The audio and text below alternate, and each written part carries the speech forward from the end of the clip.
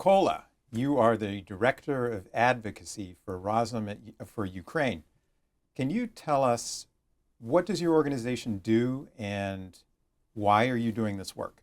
Sure. So first, thank you very much for having me here. It's a pleasure to be here and talking with you. Our organization was founded in 2014 as a kind of civil society bridge between the reformer movement in Ukraine and the US. In 2022, we went into emergency response mode because of the full-scale invasion by Russia. And we launched 5 emergency response programs. In Ukraine, we do everything from providing grants to hyper-local organizations to supporting Ukrainian hospitals with medical equipment. We have a network of psychological support clinics across the country, to providing tactical medical gear for Ukrainian combat medics. So our job is to try to make sure that Ukraine has everything that it needs to be prosperous, secure, and democratic. Here in the United States, we have 2 programs. One is Razom Connect, which focuses on building a cultural connection with people here in the U.S. So we try to spotlight that Ukraine is not just it's not just a sob story. It's not just bombs falling. Ukraine has a exceedingly vibrant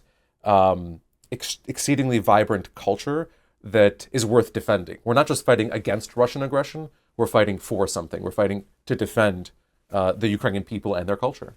And then we have our advocacy program that's based here in Washington. Our task is to work with legislators, their staff members, people who work for the executive branch, constituents, media, everybody here in the United States that is an opinion influencer and an opinion leader to try to move policy and legislation in the right direction. I know you've done tremendously valuable work. Were you involved with the Grassley-Klobuchar resolution on returning? I believe it's estimated that the Russians have kidnapped up to 700,000 children from Ukraine. Now, Klobuchar and Amy Klobuchar and Charles Grassley, both senators, have co-sponsored a bipartisan resolution calling for the return of these children. Is that something that you were working on? Yeah, so we work with members of Congress on a number of different initiatives, and we help to these offices as well.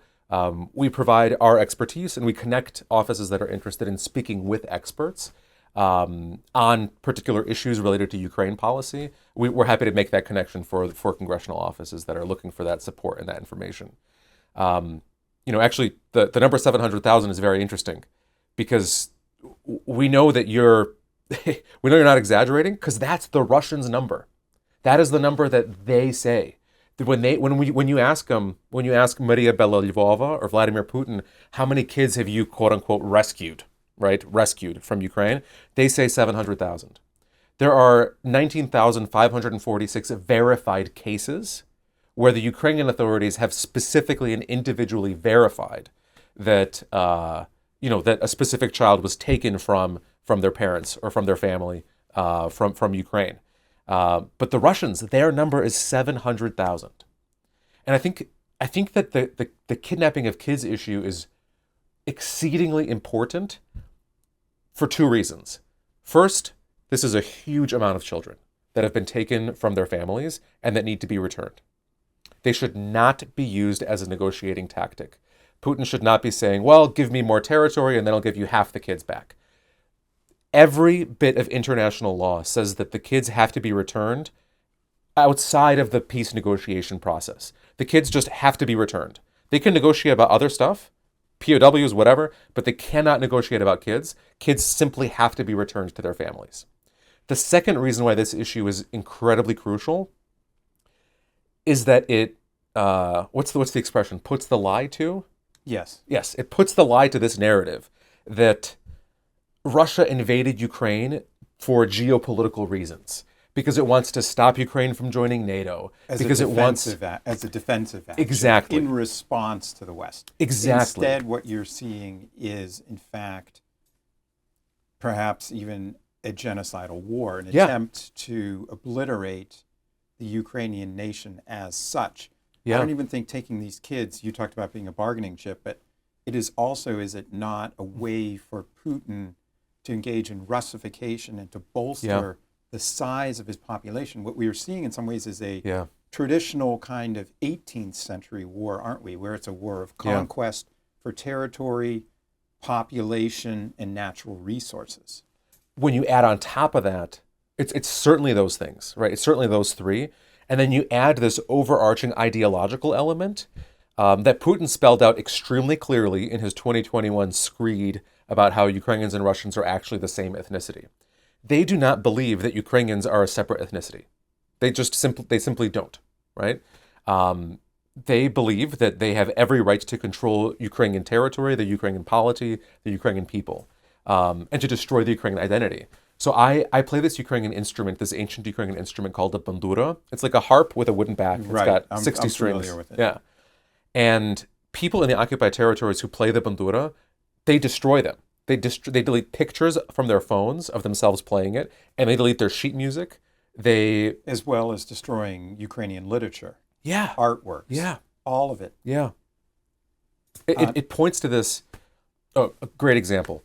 Hrigorij Skovoroda was probably the most famous philosopher in Eastern Europe that ever lived. He lived in the late 1700s, and he wrote in a combination of Ukrainian, Russian, and Belarusian languages. His museum, which is this beautiful neoclassical villa outside of Kharkiv in northeastern Ukraine, near the Russian border, is not near the city. It's not near any military bases, anything that could be kind of like a military target. This most famous Ukrainian philosopher of Eastern Europe, who was Ukrainian, his museum was targeted by the Russians. It can't have been an error. It is in a forest. It is surrounded by trees, acres and acres of forest. There's nothing that they could have been trying to hit besides his manuscripts, his archives, and the records that help us understand Ukrainian identity. They are trying to destroy what it means to be Ukrainian. Their goal is to eliminate us. Their goal is to eliminate us. You know? We should be clear that this is not the first time that Russia has tried Yeah. to subjugate Ukraine. Yeah. In fact, there has been a new attention on the Ukrainian famine, which Yes. was a man-made famine Yeah. engineered by Joseph Stalin Yeah.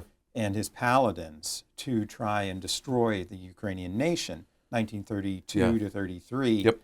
And of course, there were numerous Western reporters, including Walter Duranty of the New York Times, Yeah. who claimed that this was all preposterous, Yeah. that natural weather deviations had And occurred, he won a Pulitzer Prize for that Right. reporting. and the Times still displays his pictures Yep. on its wall as a Pulitzer Prize winner. I've been to the New York Times building a number of times. Wow. Um, They still display it? yes, they do. Wow. What's interesting? I mean, but these very attempts from the past, there is Yeah. a sense of history in Ukraine today, is there not?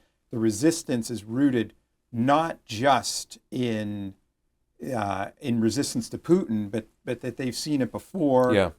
and survived, and that now they have the opportunity to flourish if they can escape the embrace of Russia. The lethal embrace, exactly. The Russians have done everything from ban the Ukrainian language in schools in the 1800s, ban any publications in the Ukrainian language, execute Ukrainian musical composers. The guy that wrote the Carol of the Bells was a Ukrainian Orthodox priest. He was killed by the NKVD. The Soviets killed him because he was writing Ukrainian language music. The guy that wrote Carol of the Bells was killed by Russian imperialism. So, you know, there was an old joke not an old joke, a recent joke in spring 2022. People were going around Ukraine saying, I knew there was going to be a war. How did you know? My grandmother told me. And it's because Ukrainians understand that our large, evil neighbor wants to destroy us. And we're going to do everything we can to survive. One of the charges that's often lodged at Ukraine by its critics is that it is a fundamentally corrupt society. And we know there was a lot of corruption in the past. Volodymyr Zelensky has tried to combat it, but it still remains an issue in Ukraine. I was wondering how your organization, which has raised tens of millions of dollars to support Ukraine, how do you proceed and ensure that the money is used correctly? Yeah, I think that's a very, very important question. Ukraine has made pretty significant strides in the anti-corruption fight since its independence in 91, but particularly since the Euromaidan revolution in 2014. Ukraine has a totally independent anti-corruption prosecutor's office that is outside of the normal Ministry of Justice apparatus. It has a separate anti-corruption court, and there's a separate investigative body, again, totally independent, to investigate allegations of corruption. So Ukraine has more anti-corruption institutions that function very well and work very closely with external civil society watchdogs. Ukraine has more institutions that do that than the U.S. does. And I'm really proud of what Ukraine has been able to do since 2014 in this space. Having traveled to Ukraine before and after and recently, it's truly remarkable the way that Ukraine has been able to turn that around. So regarding the aid that we're providing to Ukraine as a country, I think it's important for everybody to understand that we are not flying pallets of cash over to Ukraine. We are sending weapon systems. And so when we say, the president has drawn down $500 million worth of equipment. Just to be clear, your organization does not send any military equipment. Correct. We send non-lethal aid exclusively. I just want to make sure our listeners understand. Yes.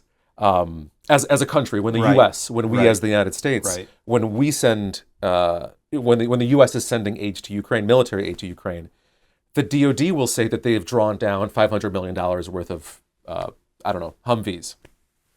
That doesn't mean that they gave Ukraine $500 million in cash to buy Humvees. We went to a boneyard somewhere in the Southwest where we have Humvees that have been sitting there in the sun for 5 years because we don't use them and we've scrapped them. We put them on a plane or on a ship and we ship them over to Ukraine. That's what that means. And then the DoD decides, we'll send 30 and we'll call it $500 million worth of Humvees. So they're really guesstimating what is the value of these, and they often overestimate what is the value of what they're sending to Ukraine. That's important to know. The financial aid that we send to Ukraine is actually, it goes through international institutions like the World Bank, and all of the books, the Ukrainian Ministry of Finances, their books are completely visible. Their ledgers are all visible to external auditors, particularly from Deloitte. So Deloitte, I think, is a US-based consulting firm, right? They have access to all of the financial transactions that are done with the money that we've sent to Ukraine. So I have some friends who work at Deloitte. They're pretty good. They're pretty professional. They would notice if there was something fishy going on. More importantly, I think that the Ukrainians realize that if somebody somewhere is doing something funny with what the US has sent, that puts their kids at risk on the front lines because there's going to be repercussions from the US. We know of cases of Ukrainian soldiers who were killed because they went to go retrieve an American-provided weapon that they dropped on the battlefield when they had to move somewhere quickly.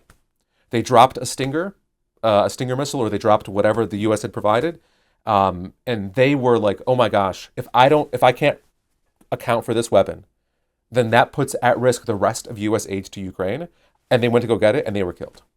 So Ukrainians are paying a huge cost, not just to defend the values that this country was founded on, but simply to be good stewards of the aid that we've given them. It certainly does look like Mr. Putin is preparing for an offensive in Ukraine this summer. We're seeing the massing of forces. Yeah. And at the same time, there's been a lot of attention devoted. He looks like he's preparing for a big buildup on the Finnish border as well. I wondered what your assessment was, particularly of how you think it may go this summer if the Russians attempt to launch an offensive. Yeah. So that's very interesting. I think it's important for us to keep that in mind when we're talking about negotiations. Putin is using these negotiations to buy himself more time to mass more troops on the Ukrainian border and potentially on the Finnish border as well. We have to be able to see through his rhetoric and look at what we've learned from history. We cannot believe the words that are coming out of Putin's mouth. Let's look at what he wrote in 2021 when he said that conquering Ukraine is not where he's going to stop. Putin wrote that in 2021.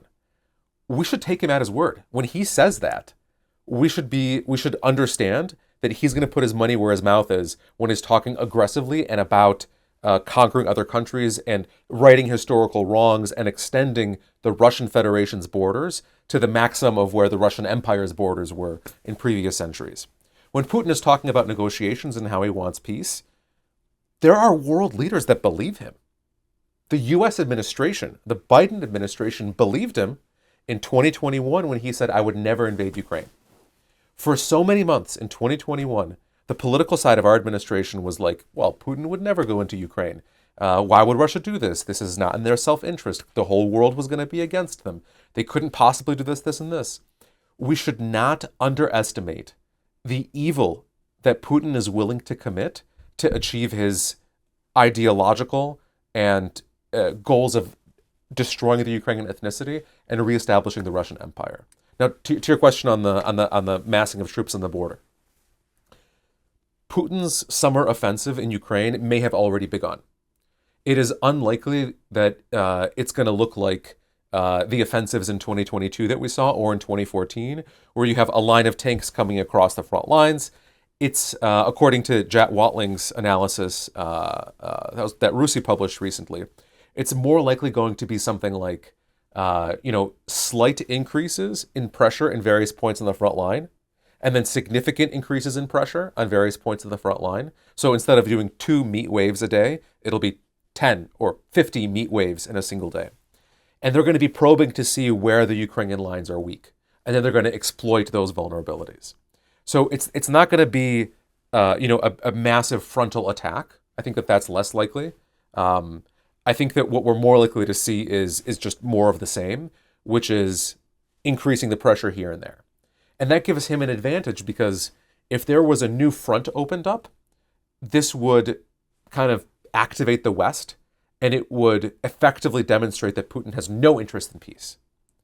But by pursuing this boil the frog slowly approach, he's able to successfully keep the US under the illusion that he is okay with the Ukrainian ethnicity continuing to exist, while he gets to produce more weapons, train and draft more troops, and position those troops and weapons to be able to take more territory, kill more people. Frankly, I mean, you talked about the evil that he's ready to perpetrate, but he already has. Yeah. In Bucha, the 700,000 children. I mean, this is way, way beyond the pale. Yeah. One thing to note on that, if I may. Yeah. On Bucha, when the Russian soldiers were raping Ukrainian women, they would often say, this is so that way you cannot have Ukrainian kids. They castrate Ukrainian POWs, so that way they cannot have Ukrainian kids. If your goal was to stop Ukraine from joining NATO, you would not have a policy of doing that all across the front lines. That's important for us to acknowledge. Definitely. I want to ask you as a final question and topic. We often heard in the past that support in the United States for Ukraine was waning. But the opinion polls that I've seen in recent months, including polling Republicans, suggest that in fact the opposite is happening. That Yes.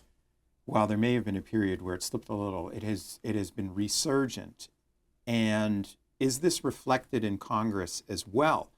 Because not only do you have the Grassley-Klobuchar resolution, but you also have 81 senators, U.S. senators, signing on to support increased sanctions against Russia. Yeah. So do you feel that the United States commitment actually is stronger than is often acknowledged? I'm so glad that you asked that question. Nothing gets 81 co-sponsors in the Senate besides renaming a post office. As far as I remember, when the original NATO treaty was up for Senate ratification after World War II, it got 80 votes. So we're talking about an incredible kind of groundswell in the Senate of support for Ukraine and opposition to Russian imperialism. If you read the bill, the sanctions bill that Senators Graham and Blumenthal are putting together, this is the bill that has the 81 co-sponsors. It's pretty strong. We have an incredible array of co-sponsors behind an incredibly strong bill. And this sends the right message to Ukraine and to Russia and to the White House that there is this support. We have repeatedly polled the American people to better understand what their views are on Ukraine. And not just us, but numerous other organizations have consistently done polling to see what our attitudes on Ukraine. And the support that we're seeing on both sides of the aisle is, one, remarkably consistent. Since the fall of 2022, there was a moderate dip in Republican support in, I'll say that sentence again. There was a moderate dip in Republican support in spring to fall 2022, but then it's been relatively steady since then.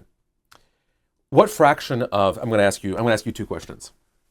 What fraction of Republican primary voters, people who voted in the primary, in the Republican presidential primary last fall, do you think now support President Trump? I'm guessing, well, it's probably about 85%. 91. Yeah. What fraction of that same pool think that Vladimir Putin is a war criminal? I'm guessing 65. It's the same number. Wow. It's the same number. So Putin as unpopular, he is as unpopular among Republican primary voters as Trump is popular. Can you believe that? That's unbelievable. That's unbelievable. And this number has been relatively steady. We polled this in February of this year, so this is just a few months old. And the public polling that we've seen since then supports that thesis. So this idea, and you can check it for yourself actually.